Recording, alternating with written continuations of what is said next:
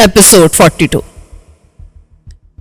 रेशम के लिए हर जगह जहां हम गए नई थी और वहां के माहौल के मुताबिक और उस सोसाइटी के लाइफ स्टाइल, अंदाज़ एतवार और एटिकेट्स को इख्तियार करना उसके बस की बात नहीं थी। उस पर थोड़ी सी घबराहट तारी थी और वो झिझक के साथ एहसास कमतरी के कॉम्प्लेक्स का शिकार जरूर थी, जो एक कुदरती बात थी, लेकिन वो मुशाहिदा कर रही थी। रेशम ने कदम कदम पर गलती की। चाय पीते हुए पीसी के माहौल में वो घबराहट का शिकार थी। वो चाय नहीं पीती थी, मगर उसने पी। खाने के वक्त जब वेटर ने मेन्यू उसके सामने रखा तो उसकी समझ में नहीं आया कि वो क्या करे या क्या कहे। सलोनी ने वेटर को कुछ देर बाद आने का कहकर टाला और फिर रेशम को बताती रही कि उसमें क्या लिखा है। अंग्रेजी वो पढ़ सकती थी, मगर क्या चीज क्या है ये उसे कैसे मालूम हो सकता था। इस काम में भी सलोनी ने उसकी मदद की। रेशम ने कंफ्यूज होकर उससे कह दिया कि वो खुद ही इंतखाब कर ले। मैंने और अनवर ने जानबूझकर उसकी तरफ नहीं देखा और अपनी बातों में लगे रहे। फिर अनवर और मैंने सलोनी को अपनी पसंद बता दी और उसने वेटर को ऑर्डर लिखवा दिया। रेशम को यूं कांटा इस्तेमाल करना कहां से आता, उसकी वजह से हमने भी हाथ इस्तेमाल किए। उस माहौल में अपनी अजनबियत के एहसास पर रेशम ने खुद ही काबू पाया और शायद ये देखकर उसे तसल्ली हुई कि सिर्फ हम नहीं, वहां कोई भी उसकी तरफ मुतवज्जो नहीं था। देखने में वो किसी से भी कम नहीं लगती थी। हम खाना खा चुके थे। वेटर बर्तन उठाकर ले गया था। अनवर ने सबको मुखातिब किया, अब कॉफी या आइसक्रीम? रेशम ने सबसे पहले कहा, मेरे लिए तो आइसक्रीम, मेरे लिए कॉफी। मैंने कहा, और मेरे लिए भी। सलोनी ने हाथ उठा दिया, ओके, मैं रेशम का साथ दूंगा। अनवर ने वेटर को इशारा किया।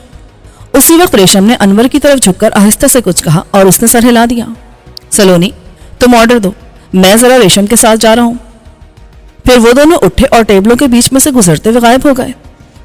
ये मंजर मेरे लिए बड़ा हैरानकुन था कि रेशम ने रहनुमाई के लिए अपना हाथ अनवर के हाथ में दे दिया था और गांव की उस लड़की को उस हॉल में बैठे हुए लोगों की तजस्सुस भरी नजर और मायनेखेज मुस्कुराहट की कोई परवाह ना थी। तुमने भी कमाल कर दिया सलोनी, खाक आलूदा पत्थर को हीरे की आबोताब दे दी। सलोनी हंसी, आप तो शायरी पर आ गए। ये नजर का कसूर है या दिल का? मैंने झेप कर कहा, तुम खुद देख रही हो, मगर ये दोनों जा कहाँ रहे हैं? रेशम को वॉशरूम जाना होगा, उसे तो कुछ भी नहीं पता। वो तुमसे कह सकती थी। क्या लेडीज ऐसी बात जेंट्स से करती हैं? हो सकता है मेरा अंदाजा गलत हो। आप जेलसी तो महसूस नहीं कर रहे? करना तो चाहिए। अनवर यकीनन खुशकिस्मत है, ये सब महसूस कर रहे होंगे सिवाय मेरे। आप क्यों नहीं? रेशम के लिए मेरे दिल में कभी सॉफ्ट कॉर्नर नहीं था। यह भी नहीं कहूंगा कि मैं उसे नहीं समझता था। दरअसल अब तक मैं नौरीन के ट्रांस से बाहर नहीं निकल पाया। क्या वो इससे भी ज्यादा खूबसूरत थी? खूबसूरत? पता नहीं, हो सकता है सिर्फ मुझे लगती हो। हुस्न तो देखने वाले की नजर में होता है। खैर, तुम छोड़ो, कॉफी पियो। हम लोग खामोशी से अपनी कॉफी पीने लगे। ना जाने कितनी देर बाद सलोनी बोली, ये दोनों कहाँ चले गए? आइसक्रीम तो पिघलकर शरबत बन गई है। लो, मेरे बात करने की देर थी, वो आ गए। क्या उन्हें एहसास होगा कि आधा घंटा गुजर गया? शायद नहीं, और जरूरत भी क्या है एहसास दिलाने की। अनवर करीब आके बोला, सॉरी यार, इसकी तबीयत अचानक बोझल हो गई थी, बाहर ताजा हवा में बहाल हुई। रेशम ने अधूरे एतमाद के साथ वो बात कही जो उसे अनवर ने समझाई होगी। शायद खाने में कोई ऐसी चीज थी, मैं आदी नहीं हूं ना। सलोनी ने कहा, अब ये शरबत पीकर गुजारा करेंगे आप दोनों या मैं फिर ऑर्डर करूं? आइसक्रीम तो हम जरूर खाएंगे, चाहे वो फिर से इसी को जमा लाएं। जब हम वापस पहुंचे तो आधी रात के बाद का वक्त था। उस रात अपने ख्यालों ने मुझे सोने ना दिया। पहली बार मैंने अपना नाम फरीदुद्दीन से बदल के खावर किया था तो ये उज़र मजबूरी थी। दूसरी बार इसकी जरूरत ना थी, लेकिन वक्त ने अपनी चाल चली और चौधरी फरीदुद्दीन को मलिक सलीम अख्तर बना दिया। तो मलिक सलीम अख्तर, अब यही है तुम्हारी जिंदगी, और ये इतनी बुरी भी नहीं। जब तक तकदीर इसका रुख ना मोड़े, इसी पर कनात करो और खुश रहो।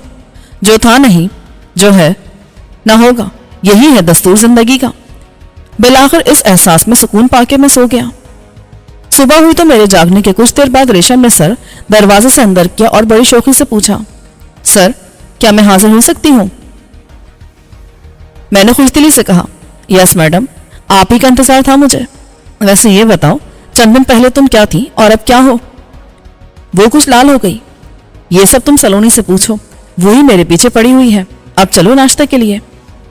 मेरा ख्याल है तुम भी यहाँ बैठो, नाश्ता मंगवा लेते हैं। मैंने सर निकालकर खादिम को नाश्ते के लिए कह दिया। सिर्फ हम ही नहीं, हवेली में बहुत कुछ बदल रहा है। अच्छा ही हो रहा है सब।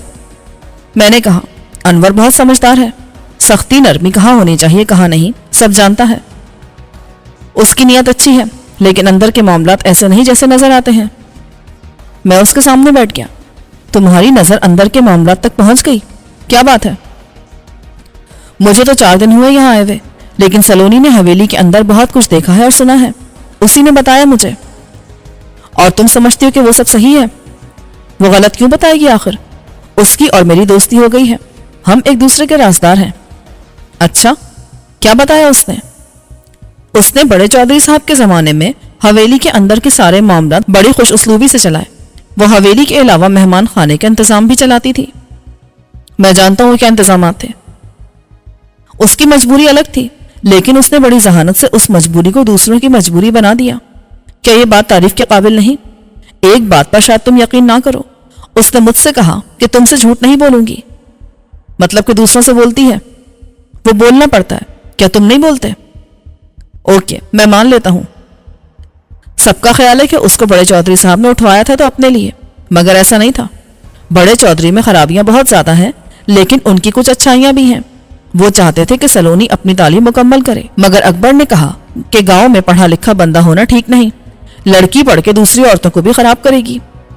اس نے سلونی کو اٹھوایا۔ بڑے چودھری کے ساتھ اس کا کوئی تعلق نہیں رہا، ہاں ان کے کہنے پر وہ مہمانوں کی خدمت ضرور کرتی رہی۔ اس میں بڑے چودھری کی اچھائی کیا تھی؟ بڑے چودھری نے ہمیشہ اس کے ساتھ شفقت کا برتاؤ کیا، اس کو وہ عزت دی جو اکبر اسے نہ دیتا۔ کچھ عرصے بعد اس کا دل بھر جاتا تو وہ سلونی کو بھی نکال باہر کرتا، اس کی جگہ کوئی اور لے لیتی، لیکن بڑے چودھری نے اس کی ذہانت اور اس کی خدمت سے متاثر ہو کے اسے کچھ ذمہ داریاں دیں۔ سلونی نے یہ بھی بتایا کہ بڑی چودھرائن کی اس پر کڑی نظر تھی، بیٹے کی آوارہ مزاجی ان کے نزدیک کوئی ایسی بات نہ تھی۔ خود بڑے چودھری صاحب اپنی جوانی میں ایسے ہی تھے، لیکن شادی کے بعد بڑی چودھرائن نے کچھ عقل سے اور کچھ اپنی زبردستی سے بڑے چودھری صاحب کو نکیل ڈالی۔ دراصل وہ بڑے بھائی کی بیٹی تھی اور اس کا باپ بہت سخت تھا۔ وہ چھوٹے بھائی یعنی بڑے چودھری صاحب کے باپ کو تھپڑ مار دیتا تھا۔ اکبر کی بیوی یہ نہ کر سکی، بس سلونی کے خلاف ہونے کی پہلی وجہ یہ تھی۔ اسے لگتا تھا کہ اس کے شوہر پر زیادہ کنٹرول سلونی کا ہے اور سلونی کو وہ اپنی مرضی سے نکال باہر نہیں کر سکتی تھی۔ لیکن ایک وجہ اور بھی تھی، جیسا کہ تم جانتے ہو اکبر چھوٹا ہے۔ بڑے چودھری صاحب کے دونوں بیٹوں کی شادی ایک خاندانی روایت کے مطابق تایا کی دونوں بیٹیوں سے طے تھی، لیکن ہوا یہ کہ شادی کی بات پر انور نے پہلے انکار کیا، پھر دباؤ سے بچنے کے لیے اعلیٰ تعلیم کے بہانے ملک سے ہی بھاگ گیا اور 8 سال تک بھٹکتا رہا۔ تم اسے بھٹکنا کیوں کہتی ہو؟ اس نے واقعی اعلیٰ تعلیم حاصل کی تھی؟ یہ اکبر کی بیوی کہتی ہے۔ ظاہر ہے یہاں تعلیم کی حد میٹرک ہے، وہ بھی لڑکوں کے لیے، تاکہ وہ حساب کتاب سمجھ لیں اور زمینوں کے معاملات بھی۔ انور نے جتنی تعلیم حاصل کی وہ سب کے نزدیک دماغ کی خرابی تھی، مگر وہ انکار کر کے نکل گیا اور کسی کے بلانے پر لوٹ کے نہیں آیا تو تایا کیا کرتے؟ لڑکی کو بٹھائے رکھتے۔ بڑی لڑکی کی بات بڑے لڑکے سے طے تھی اور چھوٹی کی چھوٹے سے۔ انہوں نے بڑی کی شادی اکبر سے کر دی، اب اگر ہوگی تو چھوٹی کی شادی بڑے بھائی سے ہوگی۔ چھوٹی چودھرائن اپنی اس بے عزتی کو نہیں بھولی کہ انور نے اسے ٹھکرا دیا تھا۔ دراصل جب دونوں بہنیں چھوٹی تھیں تب سے ان کے دماغ میں یہ تھا کہ کس کا شوہر کون ہوگا۔ بڑی خوش تھی کہ حویلی میں بڑی چودھرائن وہ بنے گی، مرادہ والی پر حکومت اس کے شوہر کی ہوگی۔ پھر تم بھی دیکھ سکتے ہو کہ انور گیا ماں پر، اکبر اپنے باپ پر۔ انور زیادہ خوبصورت ہے۔ اب وقت آیا تو معاملہ الٹا ہو گیا۔ چنانچہ یہ غلط نہیں کہ سازش اس نے کی، اس نے بڑے چودھری کو انور کے خلاف کیا اور اکبر کو اس کی جگہ دلوا دی۔ سلونی کو بھی اس نے نکال باہر کیا تھا، لیکن وہ پھر آ گئی ہے اور جو اس نے سوچا تھا وہ الٹا ہو گیا ہے۔ اب اکبر قیدی ہے اور انور حاکم۔ اب چھوٹی بہن آ جائے گی چودھرائن بن کے۔ تم میری بات سمجھ رہے ہو نا؟ بہت اچھی طرح، میں نے کہا۔ بھابھی کے رویے میں میرے لیے یہ دوستانہ تبدیلی ایک سیاسی چال ہے۔ وہ چاہتی ہیں کہ تمہارے ذریعے انور سے چھوٹے بھائی کے لیے رعایت حاصل کریں۔ وہ انور پہلے ہی دینا چاہتا ہے۔ یہ بھی ہو سکتا ہے کہ وہ اپنے باپ کو استعمال کرے، جائیداد کی تقسیم کرائے تاکہ پورے کی نہ صحیح وہ آدھے کی مالک بنے۔ مجھ سے تو انور نے ایک بڑی عجیب بات کی تھی۔ اس نے مجھے بتایا تھا کہ اس کے سسر اور تایا کی جتنی جاگیر ہے وہ اس کی دونوں بیٹیوں کو جائے گی، کیونکہ بیٹا کوئی ہے نہیں۔ یہ بھی نہیں ہو سکتا کہ وہ تایا سے ساری جائیداد اپنی بیوی کے نام کرا لے جو بڑی بیٹی ہے۔ وہ چھوٹی کی حق تلفی نہیں کرے گا۔ یہ بھی ناممکن ہے کہ وہ چھوٹی بہن سے بھی شادی کر لے۔ دونوں بہنیں بیک وقت ایک مرد کے نکاح میں نہیں رہ سکتی، لیکن ایک کے بعد دوسری آ سکتی ہے۔ ریشم چونکی، یعنی وہ بڑی کو فارغ کر دے گا؟ فارغ؟ بالکل فارغ، طلاق کا سوال ہی پیدا نہیں ہوتا۔ لیکن بیویاں مر جاتی ہیں، کبھی بیماری سے، کبھی حادثے میں۔ وہ پہلے بچے کی ماں بننے والی ہے۔ اکبر کے لیے کیا زیادہ اہم ہوگا، بچہ یا تایا کی ساری پراپرٹی؟ ریشم نے منہ پر ہاتھ رکھ لیا۔ یعنی وہ اسے قتل کرا دے گا، اپنی بیوی کو؟ اسے یہاں قتل نہیں کیا جائے گا۔ ڈیلیوری میں گاؤں کی عورتوں کا مرنا عام سی بات ہے، اور جب خود اپنی خاندانی دایا کے سوا کوئی یہ کام نہ کرتا ہو تو کام کتنا آسان ہو جاتا ہے، کوئی شک بھی نہیں کر سکتا۔ بچوں کا کیا ہے، ہوتے رہیں گے بعد میں بھی، بڑی سے نہ صحیح چھوٹی سے صحیح۔ اور اب انور اگر چھوٹی سی شادی پر راضی نہیں تو تایا کیا کرے گا؟ ایک کے نہ رہنے کو اللہ کی رضا سمجھ کے قبول کر لے گا اور دوسری اسے دے کر فارغ ہو جائے گا۔ شادی تو کرنا ہوگی اس کی۔ توبہ توبہ، زمین جائیداد کے پیچھے کوئی یہ بھی کر سکتا ہے؟ ایسا ہمیشہ ہوا ہے اور ہوتا رہے گا۔ ہوشیار بننے والی بھابھی کو اندازہ ہی نہیں کہ وہ خود کتنی بڑی سازش کا شکار ہو سکتی ہے۔ وہ انور سے بے عزتی کا بدلہ لینے کے چکر میں ہے، یہ احساس نہیں کہ اپنی جان خطرے میں ہے۔ ایک اور بات سنیے سلونی نے، ابھی ثبوت کوئی نہیں کہ چھوٹی والی بھی انور سے شادی نہیں کرنا چاہتی۔ کیوں، کوئی اور ہے خاندان میں؟ ہاں، اس کے ماموں کا بیٹا۔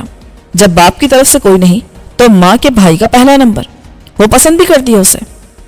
میں نے کہا اگر سلونی کے کانوں تک ایسی کوئی بات پہنچ گئی ہے تو اکبر کو بھی پتا ہوگا، اور اس کا مطلب یہ ہے کہ اکبر کو اب ایک تیر سے دو شکار کرنے ہیں۔ قضا کے تیر کا نشانہ پہلے وہ بھی بن سکتا ہے جو انور کی جگہ لے سکتا ہے۔ پہلے اسے مقابلے سے خارج کر دیا جائے، پھر بیوی کی جگہ دوسری بیوی کے لیے خالی کی جائے۔ کیا انور یہ سب نہیں سمجھتا؟ اگر نہیں سمجھتا تو تم اسے سمجھا دو، سمجھا دو، صرف تم ہی یہ کام کر سکتے ہو۔ میں نے گھڑی دیکھی۔ اچھا، اب میرا خیال ہے کمپنی کے لوگ آنے والے ہوں گے۔ کیا بڑے چودھری صاحب کو دوسرے کمرے میں شفٹ کر دیا گیا ہے؟ ہاں، وہ رات دوسرے کمرے میں سوئے تھے، ان کا کمرہ بالکل خالی ہے۔ ایک بات پوچھو تم سے؟ ہاں، کل رات آئس کریم چھوڑ کر تم انور کے ساتھ کہاں گئی تھی؟ اس کا رنگ پھر لال پڑ گیا۔ تمہیں کیا شک ہے؟ میں لے گئی تھی اسے، اس نے خود کہا تھا مجھ سے کہ مجھے تم سے کچھ کہنا ہے۔ اچھا، پھر کیا کہا اس نے؟ اس نے کہا کہ میں تمہارے ساتھ جانے کا خیال چھوڑ دوں۔ میں چونکا، مگر میں کہاں جا رہا ہوں؟ ہم جانا چاہتے تھے نا، جا نہیں سکتے تھے۔ اس کی خواہش ہے کہ تم یہاں اس کے ساتھ رہو، مگر اسے اعتبار نہیں، تم اپنی مرضی سے چلے جاؤ یا مجبور ہو جاؤ۔ میں تو اسی گاؤں کی بیٹی ہوں، مجھے گاؤں نہیں چھوڑنا چاہیے ایک اجنبی کے ساتھ۔ بالکل ٹھیک مشورہ دیا اس نے یہ بھی بتایا کہ تمہارے گھر میں اب تمہاری حفاظت کرنے والا کوئی نہیں تو تم وہاں اکیلی کیسے رہو گی؟ یا اس نے کہہ دیا کہ تم چاہو تو ہمیشہ حویلی میں رہ سکتی ہو، مہمان بن کے نہیں، مالکن کی حیثیت سے۔ ریشم کا چہرہ چقندر کی طرح لال ہو گیا۔ حد سے زیادہ چالاک ہو تم، اور بے شرم بھی۔ وہ ایک دم چینپ کر اٹھ گئی۔ میں نے کہا مارا، چاند نکلتا ہے تو سب کو نظر آتا ہے، ویسے میرا مشورہ ہے کہ اس کی مان لو۔ مگر اتنی دیر میں ریشم فرار ہو چکی تھی۔ ریشم کے فرار سے پہلے مجھے اندازہ ہو گیا تھا کہ میڈیکل ایکوپمنٹ سپلائی کمپنی کا ٹرک پہنچ گیا ہے۔ جب میں نے جا کر دیکھا تو کمرے میں پینٹ کا کام شروع ہو چکا تھا۔ دونوں مینیجر مشینوں کے لیے پاور سوئچ کی جگہ کو مارک کر رہے تھے اور ایک الیکٹریشین ان کی ہدایات کے مطابق وائرنگ دیکھ رہا تھا۔ باہر نصب ہونے والے 50 kVA کے آٹومیٹک جنریٹر کو بھی اسی سسٹم سے جوڑنا تھا۔ مجھے دیکھ کر انہوں نے کاروباری مسکراہٹ کے ساتھ مجھ سے ہاتھ ملایا۔ میں نے پوچھا، کیا خیال ہے، یہ کام آج مکمل ہو جائے گا؟ نہیں، آج تو کسی صورت نہیں۔ ایک دن جنریٹر کی تنصیب کے لیے چاہیے، ایک دن باقی مشینوں کو لگانے کے لیے۔ میرا خیال ہے پرسوں شام تک ہم اسے قابل استعمال بنا دیں گے۔ انہیں اپنے کام میں مصروف چھوڑ کے میں بڑے چودھری صاحب کی خیریت معلوم کرنے گیا تو انور پہلے سے وہاں موجود تھا، اور ایک بے حد خدمت گزار، فرما بردار دختر مشرق کی طرح بہو ان کے پاؤں دبانے کا ثواب سمیٹ رہی تھی۔ مجھے ایک نظر میں اندازہ ہو گیا کہ انور نے میدان مار لیا ہے۔